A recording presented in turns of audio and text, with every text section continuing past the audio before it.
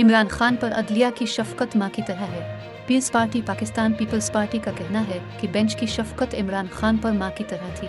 इमरान खान तमाम red lines अबूर कर चुके हैं। बिलावल हाउस में सेंट्रल एग्जीक्यूटिव कमेटी के इजलास के बाद मीडिया से गुफ्तगू करते हुए शेरी रहमान का कहना था कि इजलास में 9 मई को हसास तनसीबात पर हमला आवर होने की भरपूर मजम्मत की गई है।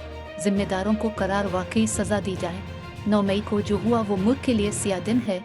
अफसोस से कहते हैं पाकिस्तान की तारीख ने कभी ऐसा मंजर नहीं देखा। कड़े से कड़े हालात में पीपल्स पार्टी ने कभी ऐसा कदम नहीं उठाया।